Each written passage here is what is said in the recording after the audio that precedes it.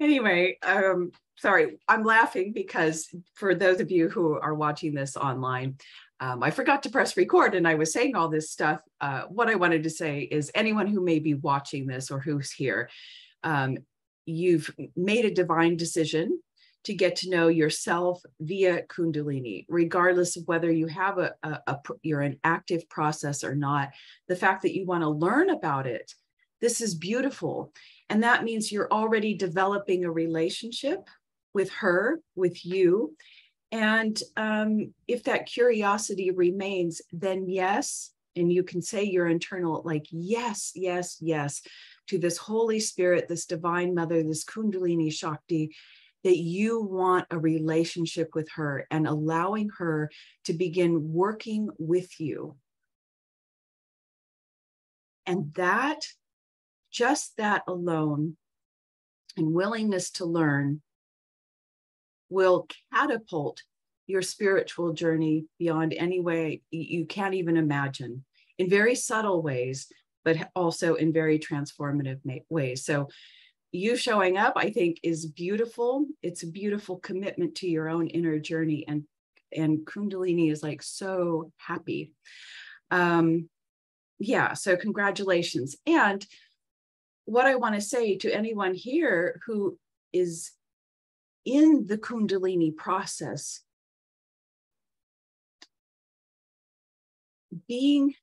having an active, stirring, whatever curiosity into Kundalini is a completely different path than it's truly a blessed event. You're in a blessed lifetime. Being in Kundalini process means that you are on the path of true transformations and transfigurations through the complete transformation of your subtle body.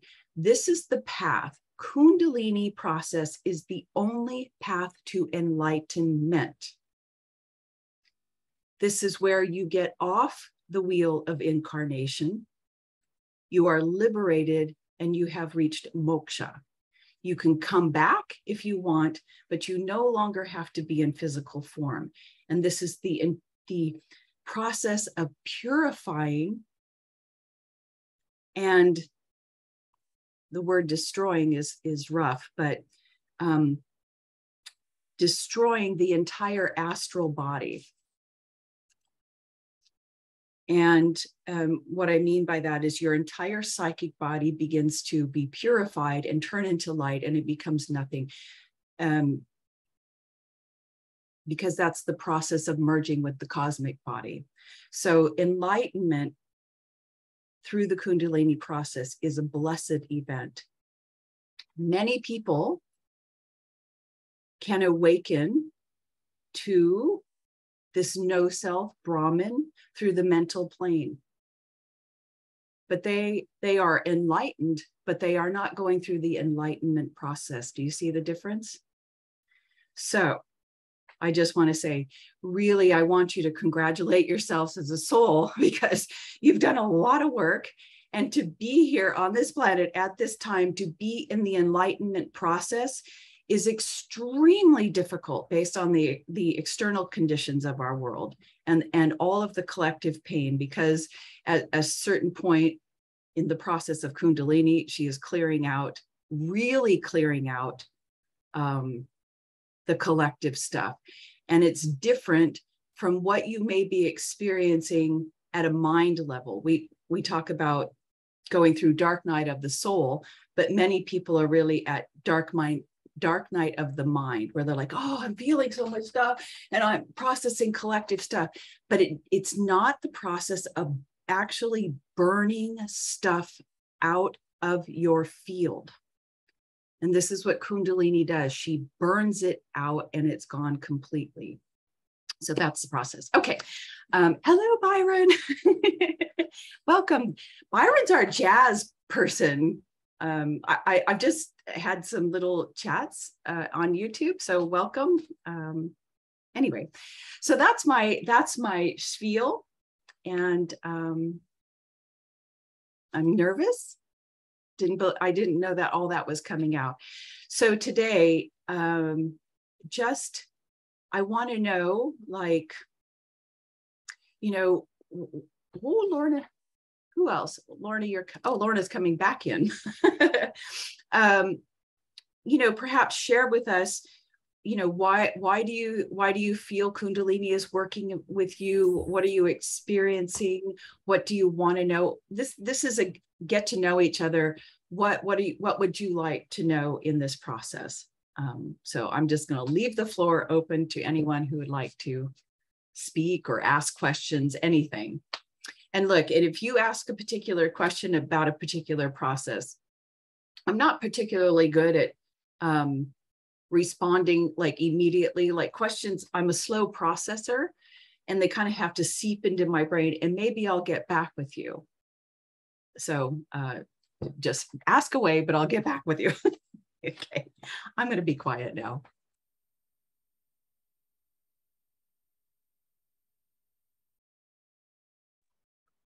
I can share. I didn't know that I had Kundalini happening at first. I actually was really very lucky to have Kat do a Kundalini reading on me. And when she did, it made sense because Kundalini was awakened, I think, when I came in. It was from a young age. So I had some things that, like, I felt sexual when I shouldn't feel sexual. And then I had shame attached to that. And that was really in my very young years. Like, even like, I think I remember it 7 and on, but it probably was even before, like, the feelings. And so, and let me just interject here, just so you, what I discovered is that Kristen came in with, at minimum, if you've listened to some of the audios, a Kundalini stirring, and then some types of arousals. And so she came into this life. Kundalini will never, once it's activated, it will continue progressing lifetime to lifetime. You never lose your spiritual advancement. So yeah, and when Kundalini is active in a child, when you come in with it, whoo, you are sexy to the whole world. and luckily, you know, I didn't, at least in my conscious memory, I did have to heal collectively. So there was, like, you know, the dark night of the soul. It's like, did I get molested? Like, what happened? I don't think that I did. And so that is lucky, but it was still just that shame attached to that, which now that I've learned this just recently, I'm like, wow, that makes sense. But, you know, it was nowhere near in my reality. And then I started to hear recently in my, you know, my healing process and like networking with other people online and people doing like Kundalini for business, right? And like breath work and Kundalini breath work. And I was like, yeah, I want to do that. And I was already, you know, pretty far on my awakening path. Kundalini may have already been coming in. I don't know, but I did do the Subag Kriya for 40 days. And I think that's what really sort of catapulted and broke some things open. And through that, I was not at the consciousness level that I was ready to do it, really, I feel. So it created chaos in my life. I cheated on my husband. We almost got divorced. It was a lot of things. And this was a little over a year ago that was happening. And so I had done the Kundalini process, and then I started to become aware of the things that were not in harmony that I had been hiding from myself in my marriage. And I very much consciously was leading myself through this. Like, what are these feelings? Why would I have these? And I didn't relate it to Kundalini at all until in hindsight. Can you share what experiences you were feeling? And I've never heard of this. What was this Kriya that you were doing? Subag, it's for prosperity. It's like 5 different movements, breathing, chanting. Nice.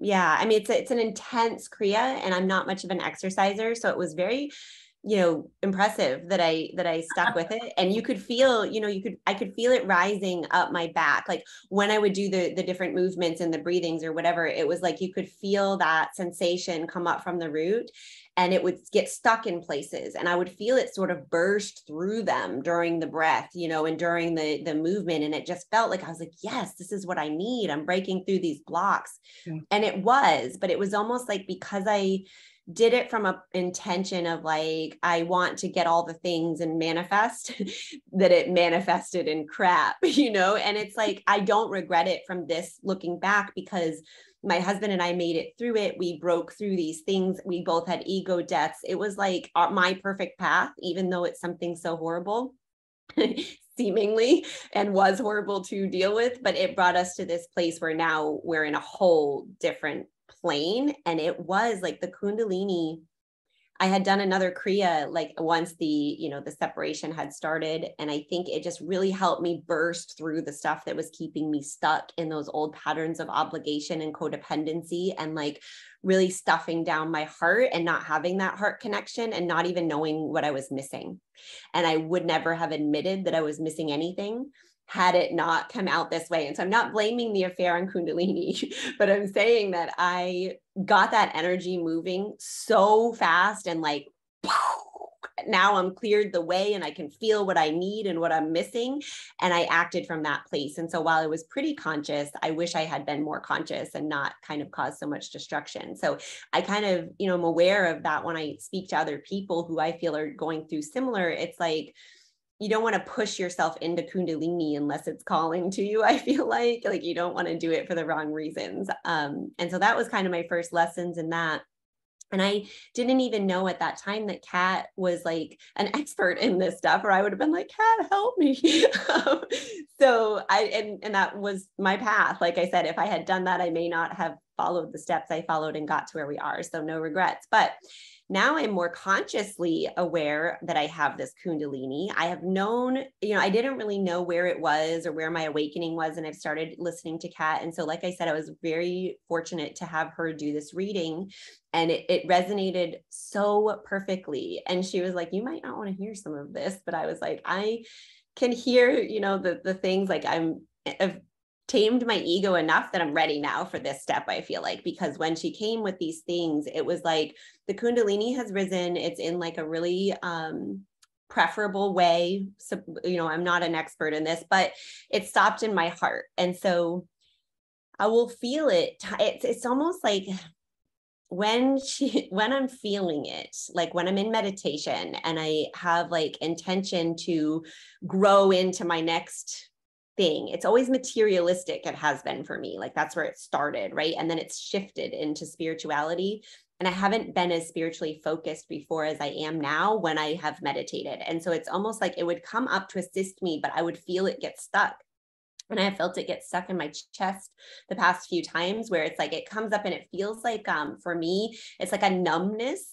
But it's not numb because it's almost like tingly. It's like this healing feeling where it's like it comes up and there's pressure, and then it's just like and I'm like, okay, something's going on here. It's not going all the way up. Like, what is this? And I try to let it dissipate it, but I now am aware that it has not dissipated it, but it has activated a lot of my heart opening. I'm very like open and loving and lead with love. And it's my mission in the world to see the love and equality in everyone. And so I have all these beautiful healing gifts that have come online, but I've become aware through this reading that I've been exhausting myself because I'm not letting the Kundalini all the way through. So I'm using more of my subtle energies than I need to be. And so I'm really, really excited to have this reflection from her and she gave me some yoga poses. And the minute I did them right after the session, I could feel the difference. I could feel energy in parts. It's like in parts you wouldn't think we're related, but our energy centers are all connected. And so I have these blocks that are starting to loosen. So I'm really excited to see what happens from here. Yeah. And thank you, Kristen. And may I share what your process is? Yeah. Hello, Pirate. Nice to see you finally. My jazz man. No, that's weird. I don't even know you. I don't know why I just said that. Sorry. Just to share. So currently, Kristen's Kundalini process is a partial but unstable rising to not the heart chakra, but the lock that is at the heart chakra. And that does create, I'm just sharing this so that it's information to share the diversity of the ways Kundalini can rise, and just the differences of it, so you can understand just the variety of it. So when we talk about a Kundalini release and rising, that means Kundalini has moved apartments out of her base chakra and has developed a base cap somewhere else, either the heart, throat, or a lower center. But in a partial unstable rising, and thank goodness Kundalini chose the most desirable Sushumna in her, even though she's like rising up and down, she has not left her abode of the base chakra. So we can't say it's a full rising yet. She will need to unblock this lock through particular poses and more rest, because this is very tough on the subtle body to allow that block to be pierced. Okay, so that's all I wanted to share. So thank you, Kristen. Anyone else having experiences or like to share? Byron, oh, we can't hear you. Are you talking? I can't. I know you've had some experiences, and let me go let the little kitty cat in who's staring at me.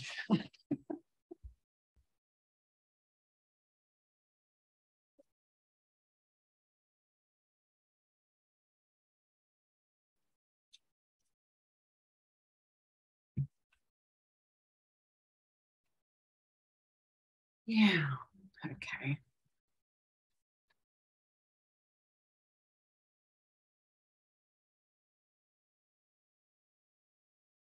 Nope, we can't hear you. I'm sure you checked, Byron, but one time I had my volume on my computer on mute and they couldn't hear me. I don't know. It took me forever to figure it out. And Byron, I'm sure you figured out we're recording this. First of all, do you all agree about putting this on the channel? Is that okay? I didn't even bother to ask permission because I know that this is very personal stuff. It's a sacred journey, and sometimes, you know, I feel like, oh, do we want to commercialize it or something? But everyone's okay with that? Okay. All right, very good. So we'll let you figure that out, and you just keep working on your audio thing and jump in anytime. But if somebody else would like to share what they're feeling, don't be shy.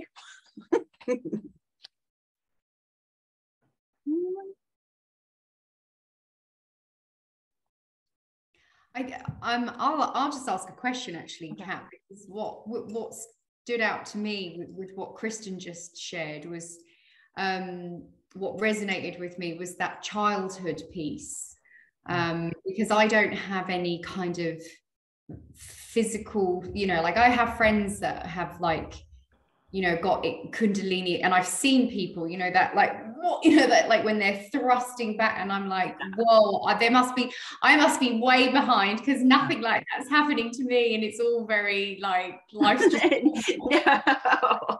But you know, I feel like, you know, but what you just said to Kristen, Kristen, what you shared about being very highly sexualized as a very, very small child, I have also had concerns about, why was I like that? Like, was I molested? Like, why was I so, yes, you know, like a rat, like, you know, so you're kind of helping me go, wow, okay, that was something not sinister. That was actually very pure. No, nothing sinister. And I was exactly the same way, like so early in life, it was about just the sexual information. I was like, you know, and anyway, I don't want to get into that, but you know, for like the first 20 years of my life, I thought, okay, who's that nurse, that Florence Nightingale, a brokenhearted man. And I thought I was going to come in there with all this sexual loving energy.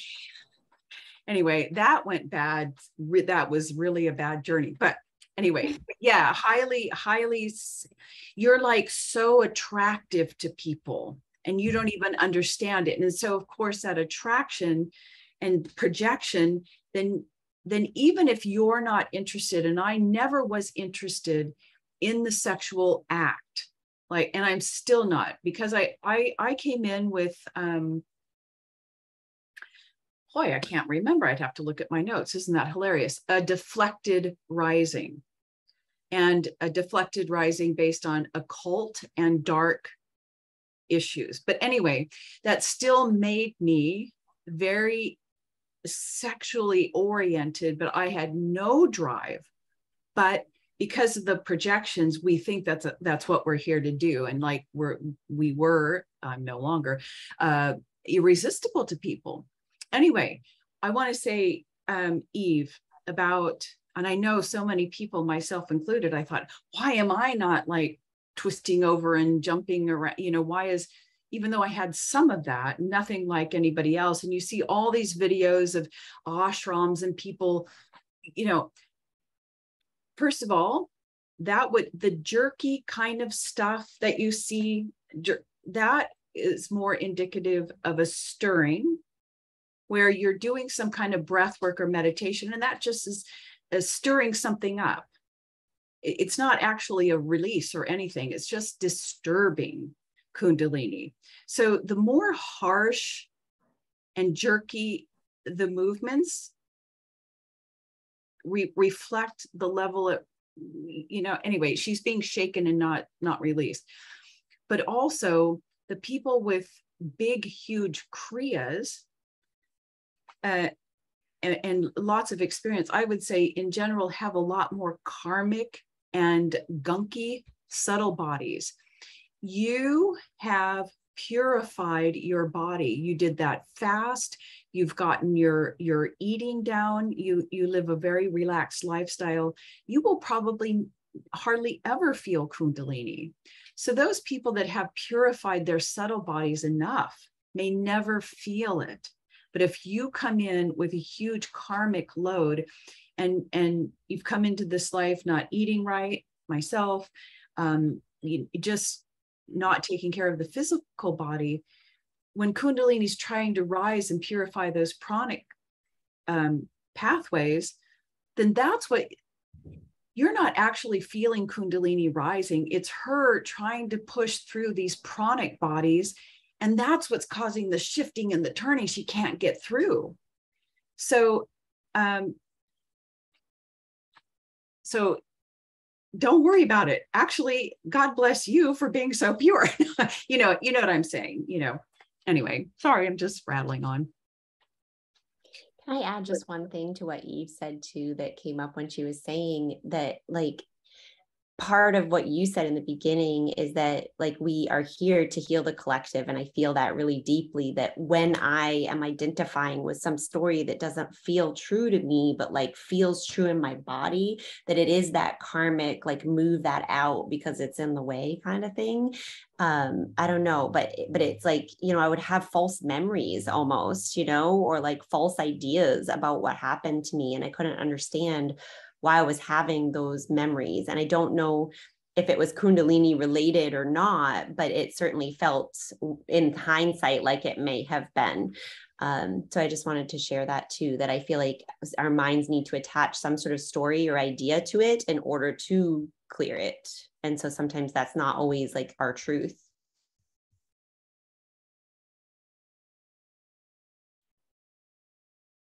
Oh, can y'all hear me now? Great. It's been a long time since I've been on Zoom. I'm thinking like two plus years. I don't know, but I had to do all the Zoom updates and everything. How did you make it through the pandemic without Zoom? Right. Byron, welcome. You're so brave in this group of women, but yeah, this is totally out of my element, really. I know. I know that's what I'm feeling, and that, this, you're more of a, let me just stay hidden from the world. So I really thank you. I mean, me Thank too. you. I prefer not to be seen, even though I make videos. It's like, oh fuck, I don't want to do this. Yeah, I came up. So you're a brave soul. Last night in my mind, I came up with all kind of excuses in my mind last night. I'm like, dude, those are lame excuses. You want to be on this Zoom. I am so happy you're here. Yeah, so I know you've had some. Yeah, please share, because yeah. Where do I start? I mean, I can go back to the actual Kundalini awakening. How about that? Sure. Yeah. Okay. Yeah. Okay. So I'm gonna say it like it happened, and I didn't know it was happening. Okay. I'm gonna try to use all these words. Okay. Back then, this is like what, 8 or 9 years ago. Wow. I'm gonna start by saying that it was a great day. It was a sunny day. I'm in Vegas, so it's always sunny, and it was around noontime, and I don't know if I was coming from laundry or checking the mail, and I passed by this guy. He was like, I got that great kush. I was like, oh yeah. Like, I don't know what great kush is, but I know it's weed. Right? So I said, okay. Let me get back with you in about an hour. So I go home, I get online, look up what that strain is. And I say, okay, well, it's not the strain I actually, consume, but I'm gonna try it out. So knock on his door. He comes out. He fires up a blunt. I hit it a couple of times. Well, actually, after the second hit, I could feel the high, right? And I'm like, yeah, this is pretty good. And we get to chat, talking really, just it was funny, but it was really some good information that he was dropping on me. And I'm like, I don't even know this guy, but I want in on it. And then I had to check myself, like, dude, you are not going to do that. So I can see my awareness kicking in right then. After that, there was like a time lapse, because I don't remember him leaving. Then when I came to, I noticed myself in an out of body experience where I could see myself looking up at the sky through the trees at the sun. And I was like, okay, oh, this is getting trippy. And then I could see, so I could see myself in two different places at the same time. I could see myself looking up, and I could see myself projected way about, I would say, 20 feet, looking at myself. Now, this is not the first time that I've experienced out of body experience, but it's farther out, so to speak. And then there was another time loss where, like, I don't remember my steps from being out in the grass area of my apartment complex to me actually traveling to my steps to get to my apartment. Now, once I hit that first step, I noticed that my feet were heavy, like I had on moon boots or something, or leg weights. And I'm like, oh, you're crippled. I'm grabbing on a rail, laboring to get up these steps. And I'm reaching for my patio chair. I sit down, and as soon as I start to rest, I could feel a force from the back of my spine, and it felt like it was coming from outside. And it went up. As soon as it touched my spine, the back portion of my spine, I was like, oh shit, this must be the possession that, they talk about. And it shot up quick before I could even get those words out. They never really came out. They were just like thoughts.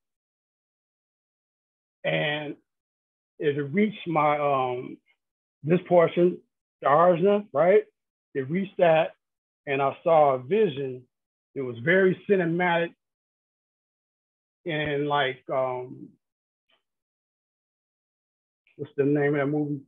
I should know it. I watch it all the time, but it was very cinematic, Matrix, and I saw 7 and the left angles twirling outwards in a forward motion. Okay. And I was just awed at this because I was really awestruck because it was very cinematic. It was wide and there was a black screen around these glowing 7 and left angle numbers. Graphics. And I was like, is this eye starting to open? I didn't even know. So then that was like very brief. It was like, I would say maybe 5 seconds. And then my normal vision returned, and I sat there. Now, this is when the drug really starts to take effect as far as sedating me. I'm sitting there, and I'm noticing the heaviness of this drug. I'm like, man, I don't like this at all. Then I noticed a bird cross my path, and at that time, I didn't know what kind of bird it was. And I'm like, hey, little guy, you're pretty close. And the bird looked up at me and was like, don't eat me. I just want to check you out. And I'm like, okay, all right. And I'm stuck there, just frozen. I'm like, okay, I need to go inside. This is really tripping me out. But I could not move my arms to reach in my pocket, to grab my keys, to open the door, to walk. I couldn't do none of that. I'm like stuck, frozen. And let's see, what else happened? Then I noticed that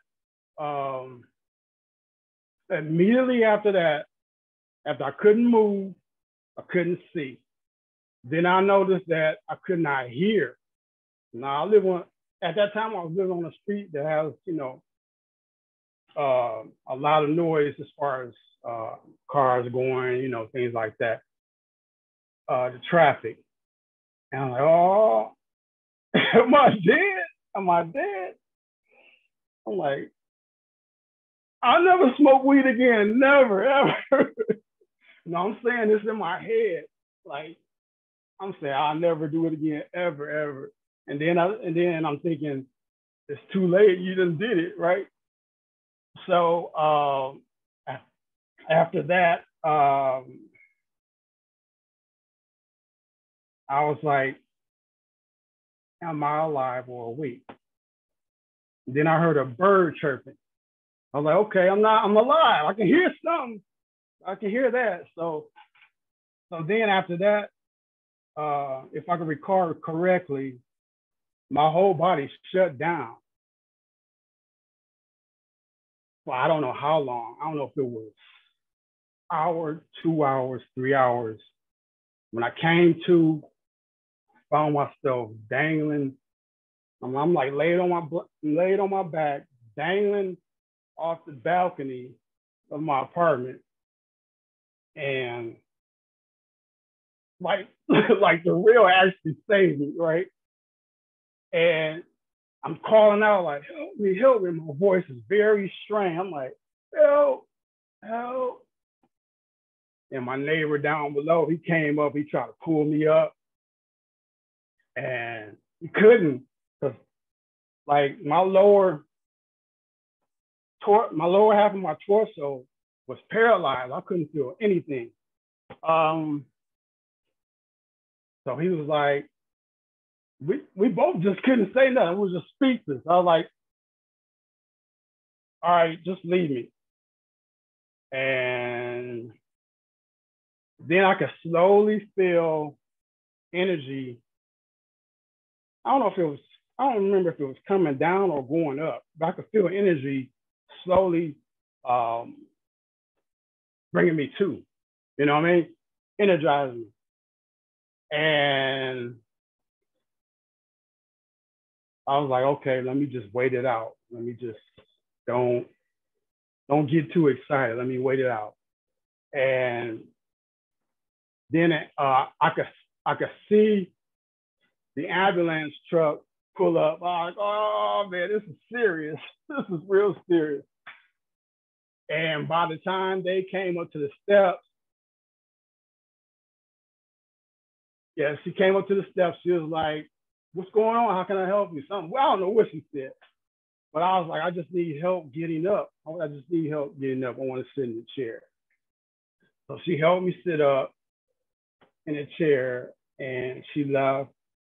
Now I'm feeling a little bit, shameful. Like, oh man, I feel really embarrassed about what just happened. But I done been through worse anyway. So I paused there, gather my thoughts as to what just happened, and then I go inside and I lay down and sleep it off. That was the experience right there. I didn't know what was happening. A couple of days later, I'm talking to people who were like kind of new acquaintances, and I'm telling them, and they looking at me with the glassy eye, like, I don't know what you're talking about. And I'm like, I don't even know what happened, man. I'm really just trying to figure this out. And this was at a time where I had left the church, and I found myself wanting to go back just to make some sense of what was happening, because prior to that, my life was being reshuffled. But as I was there sitting in church, I'm like, this is pretty much the same old for all these years. And it seems like things as far as attitudes and behaviors are going down.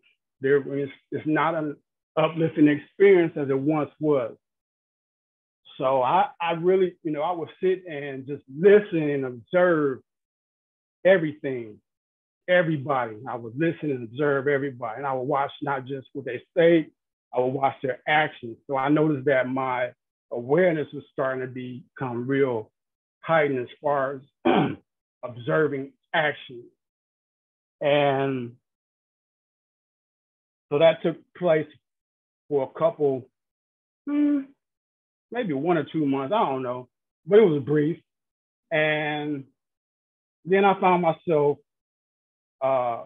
doing art that was very different. It was more colorful, more bright, as opposed to what previously was a little bit more dark. So my art had changed, and I thought it would be for the better as far as, commercial, it would bring in more income, but it didn't. But it did change as far as the perspective of it. And I noticed that even my experience with even the weed smoke changed. It was becoming more purified. I started adding another ingredient to it called blue lotus, blue lily, something like that. And I synergized the chemicals to give me a more expansive high as opposed to a body high. And then that kind of dissipated to me not wanting to use the weed smoke anymore. Then the alcohol dropped completely, like it just dropped. It's like I went from maybe consuming 22-ounce cans per day to nothing for a long period of time. It didn't stop, completely, but for a long period of time, it was like, cut that out. I stopped hanging with the people in my neighborhood who were also smokers. My association with the church stopped. What else? She's absolutely restructured your life. Yeah, I'm like, what? Yeah, now, I didn't know this was. I didn't know. Right. I didn't know this was a connection to it. Really. How did you? And I don't want to, in case somebody else like is wanting to talk, I don't want to, I want to know, like, how did you, your story is fascinating. I could listen to you all day long. Wow. How did you stumble upon, like, this is Kundalini, and kind of, like, where are you at now? What is your lifestyle perspective, you know? Well, right now it's I don't eat. I'm almost like a vegan, almost. Nice. That has changed. Like, that has been a drastic change. My music has changed. As far as listenership, my music has changed. Yeah. As far as Kundalini, you know, I had experience where I encountered a deity in my dreams, as well as in my waking state. But in the dream state, she told me, no, she didn't tell me. She left me with the thought, when I woke up, she left me with the thought of the Bikini consort. And I was like, what is that? You know, what is that? And this thought is stuck on my head for at least like 30 minutes. And I was like, you know, looking it up online, and I really didn't have a lot of information that I was getting as far as online or YouTube. But then YouTube provided I think it was like a preview of a movie about bikinis. So that was like the intro to it. So then that really started the Kundalini research. Nice. Okay. Okay. And then some time went by, I would say probably about 6 or 9 months. Well, 6 months, I came across this Gene Keys book. Nice. Yeah. People here. Yeah, I came across that through another book. I think it was called Awakening of a God, something like that. I forget the name of the title, but there was like synchronicities of these books linking to other books. And in the Gene Keys book, it talked about the Kundalini. So I was like, okay, now I'm getting more information. Like, okay, tell me more. Tell me more. Then I came across you, Kat. Oh, dear God. And then it's like, okay, now this is what I'm talking. This is what I want to hear more. Like, she's really getting into details, the intricacies of what's going on. Okay. You know, so I'm like, okay, let me take that information, add that to my notes, and get back into, because for a while I had stopped with the research because it was like so brief, vague. It was very, you know, Yeah. Some of it was like so concise. It was like, you know, how do I unpack that? Yeah. And so thank you for that. And then I came across another book that goes into Shiva. Okay, I might cut you off here because we're running. I want to be conscious of other people. Oh, great. I'm sorry, I know that sounds really rude. No, it's okay. It's okay. Cut me off when you can, because I'll talk a lot. No, because like I said, but I just want to make sure that people who want to share and yeah. So I didn't know if Pauline, you wanted to say something. I could feel you're like, oh, I have to go, maybe. Can I just ask Byron, is that your art in the background? Yeah, I was wondering that too. Oh yes, that's some of it. Yeah, so those two pieces right there. I don't know if you can see the detail, but that was like the change in my art. It got more colorful. Yeah, I love it. Yeah. Really? Even my vision changed. Like, my vision has changed in my one eye. It got more vibrant. That's amazing. Gosh darn it. And sometimes. Go ahead.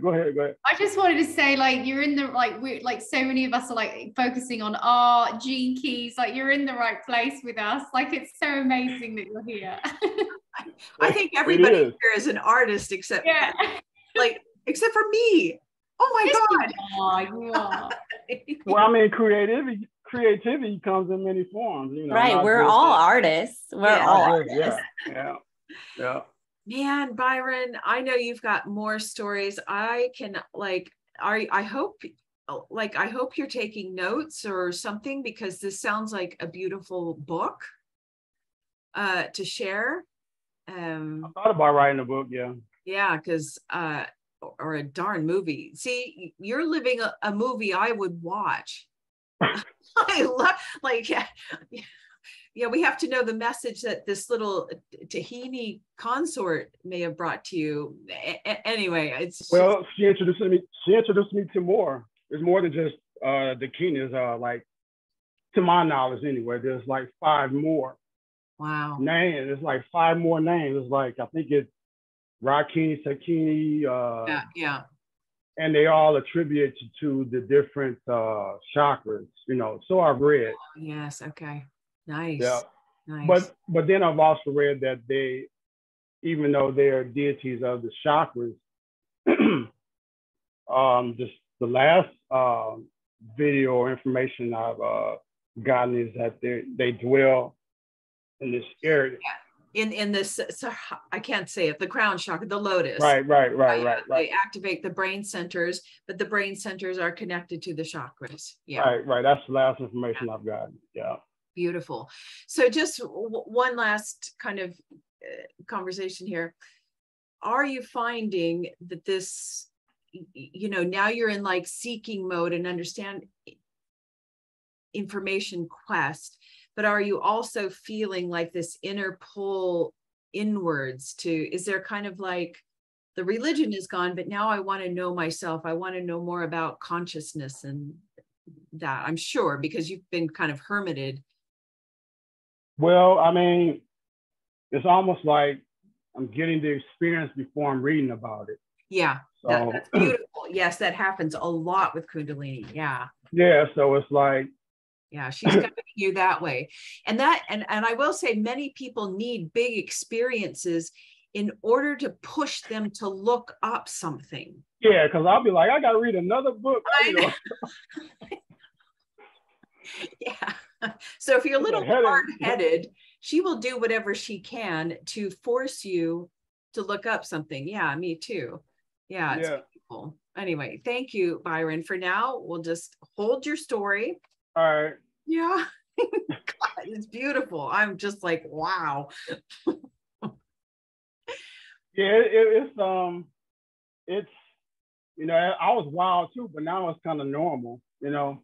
Yeah. Like, you know, at first I wanted to like tell folks, but now it's like there's like some normalcy to it, almost to the point where I feel like I'm unplugged and being upgraded. Yes, 100%. Yeah, absolutely. Yeah. All right, Pauline, I know you're biting at the bit. I could just tell. No, I thought she was like about ready to unmute myself. No. It's like, in one sense, yeah, but in another sense, like, no, what's going to come out? Oh, Byron, I'm so glad you found your sound. Like, yeah. I've been loving the story share. 2 things that I can share, and Eve, I'm glad you highlighted that, because I was sitting going, you know, where was, that cliche kind of Kundalini sort of vision of someone like, wow. It's like I haven't had that particular moment, but I've had, it's like little instances. Like I bought 2 stones together on the same day. I can't remember the names of them.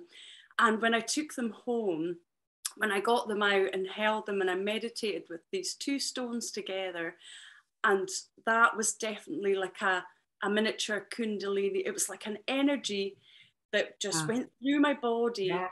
And after I'd held them, the meditation, it was like I could have run a marathon. I was like, yes. And I had done like a full day's work. It had been really hectic, but all of a sudden, so that was one of my experiences. And then at the weekend, me and my partner went camping and had a really profound integration experience. And it was something that had happened way long time ago, that my body had just numbed out pretty much my root area. It hadn't been ready to properly feel. And we found the perfect spot. There was dragonflies, big, massive dragonflies. Also, I've been contemplating the 20 of presence and the flies connected to that. And when I sat by this water, my partner was there. He was holding space, but didn't realize he was. And when I was going through this integration, the 2 particular flies just came, landed on me. It was like, buzz, you know, presence, and just integrating this whole experience. And it was like, it was basically, the universe was like, Pauline, it's time to feel this, it's time to integrate this, and we're holding you, we've got you. Mm-hmm. And it was like my cell at every level, every cell in my body was like, you are love. There's no place you're not love. There's no, it's where it's been obscured from you and you couldn't see it, but every ounce of you, there's not an ounce that's not love. But it was like a cellular, you know, actually feeling that in my body and feeling the area. It was like all of a sudden, and I've had a right block on my right side of my jaw forever. And, you know, since Lorna attuned me to Reiki, the session, you know, shamanism, everything, the block's always been there. And all of a sudden it was like everything, it was like the space was just getting filled, and just that cellular knowing of you are loved, there's nowhere you're not loved. And I was like, wow. And after it, I was just like, this has been so profound and powerful, like, and it was just the right timing. It was that, don't force it, this is the right time for it to happen. And Lorna had mentioned, you know, the integration. It was like I think it was the number of 7. It was like, or it was the time for the experience to be. And I'm still integrating it. So I think now, Kat, actually joining your group, I think it's time to actually, you know. Wow. Oh, I'm gonna cry. Ooh, that. Sorry. See, I have very physical and reactions when I feel some truths or some things. So I'm not going to apologize, but I always say sorry. That's just my. I just feel so honored by all of you. Oh. And I'm feeling the truth of what you're saying, Pauline. Fuck. Exactly. Oh. Okay. Yeah, I do. Yeah. So when did this happen? Just recently? Yeah, we went camping. It was last weekend, basically. I think it was last weekend. Okay, and it was around the full moon as well, and Pisces. So it was that time for healing. It was just all the elements came together. And my partner had said, why don't we go there? So he was like the compass, and he was like the funniest travel guide that I could have hoped, you know. And we both went to this little spot, you know, and the dragonflies, I asked the local man there, and he said the dragonflies are particularly like big, and it's a good sign of the wetlands because they like the clean water. So the whole area, and we went, there was waterfalls afterwards. It was just a beautiful experience, you know, that, like I say, I'm still integrating. It's been profound. It really has. Yeah. And so what is like, I'm curious about, what is the subtle thought in you that is saying, go here now, be here now for what is calling inside of you?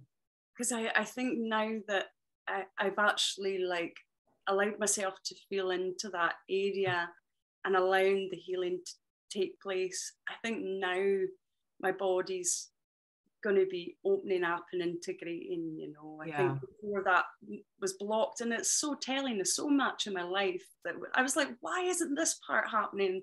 This is good, this is flowing in my life. But so there was blockages, you know, to do with the root area, you know, my safety, like, Yeah.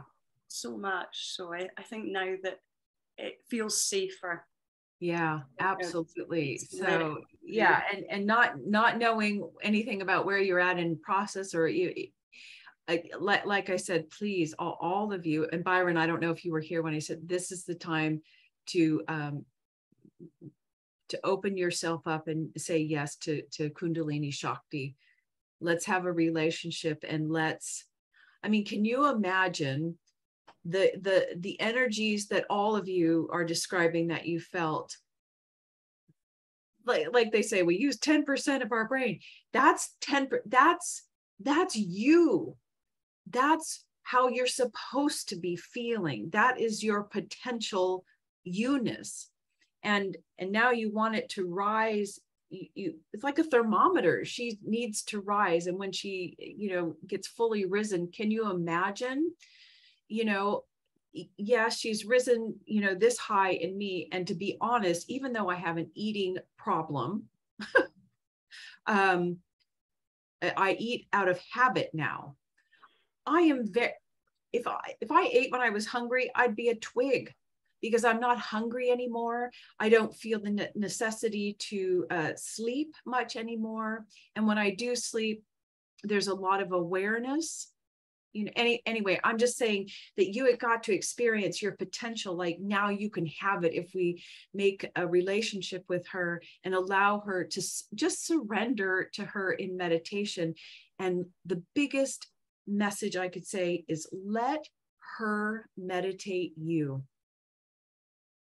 Just absolutely let go and relax your body. Maybe surrender isn't the right word for you, but whatever it is totally, and J-Lo, I would always say this in our meditations, let go, let go, let go. And it's the physical tightness that we hold on to the body that holds her down. The more you let go of your body and allow yourself to merge into the space around you, then she goes, oh, thank God. Now I can start some movement, and I can start moving myself through these pranic bodies. It's such a relief. But just surrender and let her do her stuff. No instructions. But I think she needs to hear, yes, I'm ready. I'm ready to sacrifice or surrender, and I'm willing to give up whatever you're willing to give up at this point. You know what I'm saying? To merge with you, to be a vessel for you. I'm willing to become a nobody. I'm willing to give up this. There's going to be anyway, I'm going off. I'm so sorry. I didn't mean for this to, anyway. So sorry. Anyway, sorry. Anyone else? That's what I do. I know. Us talkers, I have to be conscious too. I thought that was beautiful though, and I actually needed to hear it. So as usual, everything that comes through is exactly what's needed. It does meditate you though. Like, if you really are connected and you let go, it's really nice how you described that, because I'll feel like someone else is moving my head into the spots, and it's a really creepy feeling if you don't know what's happening. I know, you're literally not doing it. Like spontaneous kriyas, but not like, it's like my hands will just go into a mudra and I'm like, who did that? I know. Is that not, and yeah, I had a thought, it left me, so we'll just leave it there. Anyway, Lorna, what are you saying in here? Or Kristen, let's see. Anyone else wish to share or ask questions? Because we've only been on an hour, so maybe these calls will be, I don't want to take them too long, be respectful, but I'm happy to go as long as you. I'm fine. Okay. I know I would wake up in different yoga poses.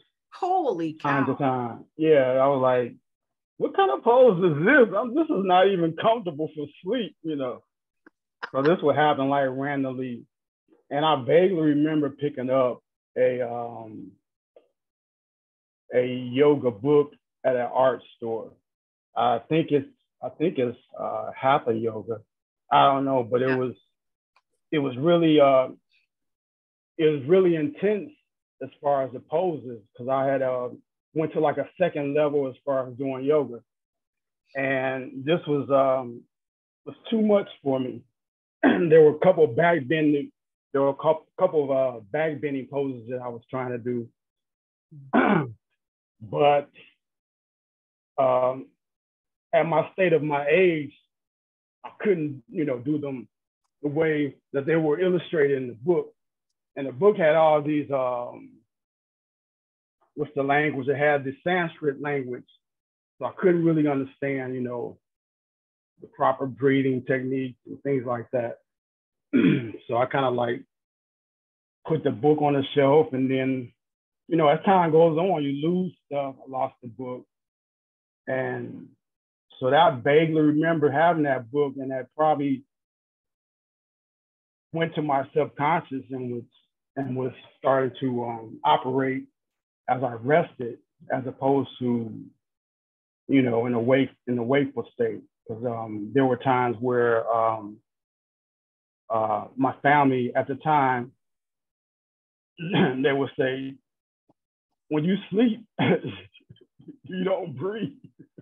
Nice. And they were really like concerned. I'm like, what?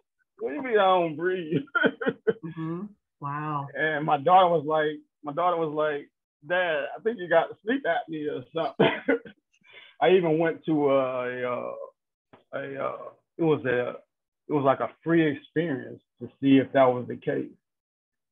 And they didn't come up with any result. They came up with a bill. It was supposed to be free. They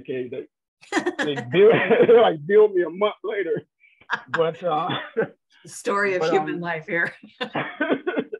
But I realized later that probably, and I still don't know for sure, that I probably was doing that type of breathing, that pranayama, Yeah. even while resting. Yeah. Kind of hitting a deep, I don't know if I would call it a samadhi, but that's what happens in a samadhi. So that's beautiful. Let me just say this before, in case people want to leave, and just asking a question to all of you who are here. What it just came to me was, maybe let's do this again in maybe 2 weeks or so. I'll let you decide that. But I think we're all here, we're all on this journey, and it's kind of a way of not holding you accountable, but let's see what happens now that you're going to develop this relationship. You're going to be very conscious of what you're feeling and allowing in meditation, and then report back. Does that sound like a kind of a nice plan? I don't know. What would you like? This is your forum. I don't know if you want to just meet once, or do you want to continue meeting? So please let me know. I'm all for me. Okay, like in 2 weeks, or yeah. Okay, we'll do 2 weeks. And we'll just kind of keep each other apprised, like, oh yeah, I surrendered. I didn't feel it. I'm very curious. You were all like, well, let's just say guinea pigs for me. Apparently, I don't know if I really chose this route. And I'm going to cry again. God, you're going to get sick of me crying. But apparently, maybe this is how I am to be of service and a vessel in the world. So you're my guinea pigs, and I shouldn't use that term, but you know what I'm saying. If this is how the universe is going to use me to be of service and be helpful, then thank you, and let's do this together. Yeah. And be like my experiment and report back to me, and I'll learn from you too. Anyway. Yeah. Yeah. Okay. That's all I have to say. Anyone else? We can keep talking, but I know that, this is in the middle of the day and evening time for some people. So anyway, are we complete or what? Yeah, complete. Byron, I know you're not complete. You could keep talking about the next one. And J-Lo, you have been silent this whole time. Now I know when you get talking, we got to clock in 10 minutes. So I'm teasing you. You know, girl, I'm teasing you. Wait, I have a little question. Okay, would you say being the stages, because with the shaking that they brought up, when I used to go to church with my sister, her being a pastor, Pentecostal, Christian, Baptist, and stuff like that, they do tend to shake for the Holy Spirit. So would you consider the Christianity as the Kundalini and the shaking? So taking it as steps for us, like parts of different religions, and it actually builds kind of like a stepping stone for us. Because see, when you go into church, apparently you have demons right away. So they have to pray for you. So and that's it. Oh, I'm so glad you mentioned that. Do you know how many possessions have probably been really tough Kundalini stuff? Like when my head was twisting back as far and like that, I literally thought I was possessed. Before I knew anything, I thought, oh my God, I'm being possessed or something. Anyway, sorry, I had to continue with that. So I'm wondering if that will be kind of like stepping stones. Like each of us have had certain experiences with certain religions, certain systems. Like we've got the Gene Keys astrology, human design, like everything that we bring in is just part of the tools that we use to really integrate what we need in our body. Yeah. I'm not sure I'm understanding completely your question. Let's say like step one. Okay, I don't know that I'm having an awakening, but I'm in church. They're praying for me because apparently I am possessed. You start jumping all over the place. You cannot. Is this really happening? Oh, yeah, it's happening. Okay. You cannot open your eyes. Your eyes will not open. You have no control at all. Next thing you know, bloop, you're on the floor. So then they're like, oh, the Holy Spirit. Yeah. So that's well, the Holy Spirit is Kundalini. Yeah. Okay. So that's what I'm saying. Like each step that we take would be tagged as something different for someone else. Yet it still mirrors having that Kundalini awakening. Yes. But some might be afraid because it's like, no, that's not how it is. And not want to speak about it because of the name tags that are given. Correct. Yeah. So just to like clarify that part, because I mean, I know that I was one that I was like, what? This is confusing. And then I'm like, I know I've been to church. So what I've done myself is like right now, I was like, okay, I put Christianity, Kundalini, and shaking. I was like, okay, that's what came to me because it kind of like leveled out for me like that when they were speaking. Then as far as like pressure points, also like acupuncture, even having acupuncture could activate something in the nervous system. Sure. That would actually bring up parts of your Kundalini also. So integrating everything probably that we have, because I mean, I've had acupuncture. J-Lo, can I just interject here? I'm sorry, but like I've been wanting to say this so bad since you first started. Everyone's path is different and it's perfect. And every step is exactly the step that was needed to bring you exactly where you need to go. And we're all on the same path. Mm-hmm. So I just feel like, yes, but like what God knows how to get through you, Kundalini knows how to get to you through whatever path you're open to or whatever is around you. So I just wanted to say that like, it's all valid. Yeah, I know, but since we're starting here now, there's going to be a lot of people that will watch this and be like, I don't even know what that is. And they push it off because afraid of speaking certain things nowadays and not looking psycho, especially having, our little mishaps from 2020 on, a lot of people are up here. Yeah. So they try to just process it and not want to speak about it. So in order for us to actually, it's like, okay, it's all right no, you're not crazy, not yet. Don't worry. You'll know if you're crazy, but it's not happening. So I'm just trying to like figure out like how easy it's to even express to someone that is, hey, look, I have a group that I'm going to start it going, and this will be perfect for you. And they might see it as, no, that's not for me yet. It might is be for because them, we're planting the seed of how we can properly tell them. This group could be changed to the name of Embodying the Holy Spirit. It would be exactly the same thing. But I just want to go back to those, you know, when you go into a church and and you're having those shaking, what I suspect is happening, and a lot of people are getting activated on this planet and having stirrings and arousals, and may not have an actual rising or a release, but lots of stirrings and arousals of Kundalini. But we can also have those same jerky experiences or shaking and falling over, because when you're in like that group setting, right? I mean, the energies are intense and you're stimulating. We have to differentiate between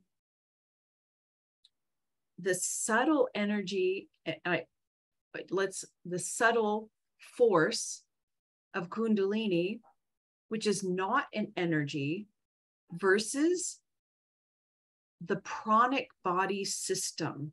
And I think when we get into those arenas and there's intensities, and we're like letting ourselves go, and the pranic bodies are, because we have 5 major bodies, and they can all be twisting differently at different times, thus making your head move and your body move, when it's actually simply your energetic pranic body twisting itself out of blockages, because half the time we're not breathing. Does that make sense? Yep. And when you allow these pranic bodies to do their things, and I will do a video and we will talk about the Vayus, but I urge you to look those up yourself, because they're the key to everything. Consciously working with the Vayus is the key to helping Kundalini 100%. I have only just realized that myself in this past year. Anyway, forgot what I was going to say. Yeah.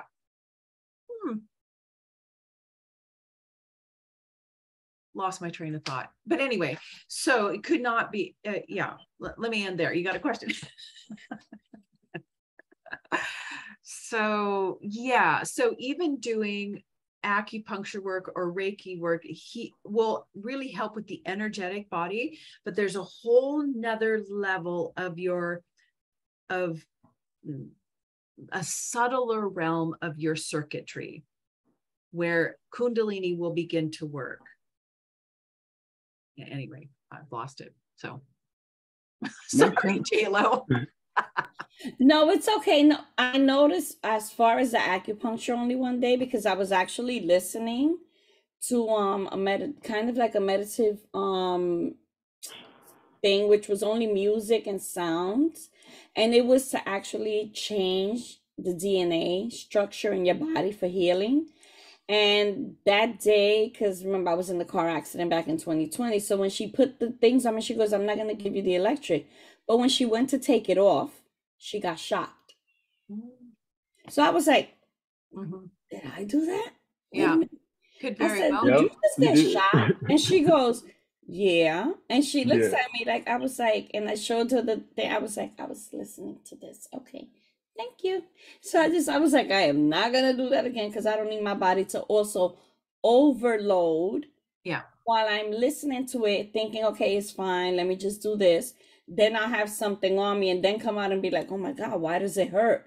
When it's because I myself didn't know, and I'm overstimulating certain things. Yeah.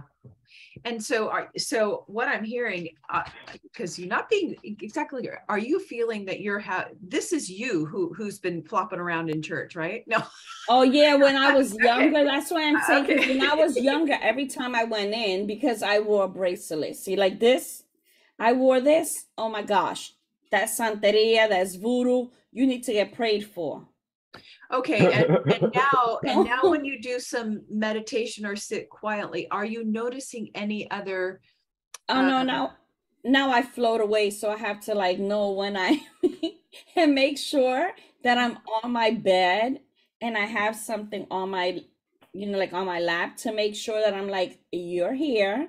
Don't go floating away and then try to get up So and probably fall. I think you're needing a little bit, yeah, this is just, it feels like in order, look, the best way Kundalini can work with you is when you're deeply embodied and you're in the body and you're floating out. But so I think the best way, you know, is really deeply working with the Apana Vayu, which is the belly. Just try to be there in your body as much as possible and see what happens. Because if you're out there, she can't, like, you're her, she's you, and you're out there, and she's trying to purify and awaken and realize consciousness within this body. But you keep floating out there. Does that make sense? Yes, and it's funny because like I've wanted like root food, like potatoes and sweet potatoes, like so I'm like, okay, I know this is like bringing me somewhere, and it's I followed it because when I took that radioactive pill, like my whole way of eating and everything's changed. Okay. But still, you know, it's like, you know, you're still taking those steps to try to make sure that your body's good. Yeah. So I've noticed without me even knowing, it's like I shy food away. I'll look sometimes at meat and be like, ugh. And it's not because I'm not vegan. That I know because I would eat meat or I would eat some shrimp. So I'm like, I know I eat certain things, but at certain stages, it's like Yeah. my body does not want it at all. It's Okay. like, let me just get some boiled potatoes, some sweet potatoes, like things like that, that I would say to me would be grounded with a bunch of little, you know, ways of them being in the dirt or whatever it is. But it would help me once I eat it. I'm like, I'm good, and I don't have to eat like the whole day. Like I don't get hungry. Okay, but Don't I'm get gonna sleepy. pick on you, and I'm gonna say, okay, the external factors are great, but now it's time for consciousness, your own awareness, to be a little bit more embodied down in your belly and root. And Okay. I promise you, oh, I'm going to cry. This will begin. This is your message to Kundalini saying, yeah, let's purify, let's feel this, let's purify this so that you can move apartments and maybe move to the penthouse with a room with a view, a much better view. Because I think she's still floating around in her base chakra. Yeah. Okay, sorry. Thank you. Are we You know me, I take any messages and I'm I like, know, but I've been writing. we can be and the ego will do this, we think, because the ego knows. The ego and the mind knows, oh shit, J-Lo showed up to this meeting. we'll just make her think that she's doing this we'll just do all the external stuff. Let's just eat grounding food and that'll be it. But you have to have like this discipline to say, no, I also have to use my consciousness to get down into the body. It can't just be through external factors. So there will be a battle. And I say this for everyone, you know, Pauline, Kristen, Eve, Byron, don't be surprised if there's some battles happening. And you know that every time you make a conscious decision, everything goes to hell. And you're like, what? Anyway. constantly adapting, or yeah, constantly adapting. Yeah. Anyway, well, this has been beautiful. Are we feeling complete now? 20 minutes later? Okay. I just want to add something. I just want to say to Pauline that about the dragonflies. I experienced seeing those even here in Las Vegas, the desert. I mean, like, wow. There's no water around. But you know, I would step outside and they would just be floating them around, you know, I don't know, eating flies or whatever. But and then there would be times where in another city I experienced them all over my window. Wow. I was like, is that a dragonfly or is that a what do you call those bees? Not wasp, the other bee. Bumblebee? blue. No. They're blue and black. I forget the name of them, but they were big. And they looked like dragonflies, but they were hornets. I think it's hornets. Yeah, they were all over my window. I'm like, I'm out there with pesticides trying to spray them off. And they just moved to a gutter somewhere, right closer to my apartment. I'm like, oh man. But I would experience these occasions more often than not. Yeah, it's beautiful. We'll have to, if you don't have the animal totem, do you have the animal totem from the Gene Keys? I think you can get it for free on the website, right? Or I can send it to you. And so you can get it for free. Are people shaking their heads? Yeah, go to the Gene Keys. Probably it says resources or free, the library or something. If not, I'll send you a link to the animal totem if I could find my own. And that way it can tell you the animals that are directly connected to the Gene Keys. Gotcha. Okay. All right. Well, I saw some yawning, so it's time to wrap it up. And we will meet again in 2-ish weeks. Okay? Okay. Thank you. All right. Thank you so much. And Byron, you're a brave soul. Thank you. Thank you. Thank you. Okay. All right. I'm going to end this. Okay. I'm going to stop recording.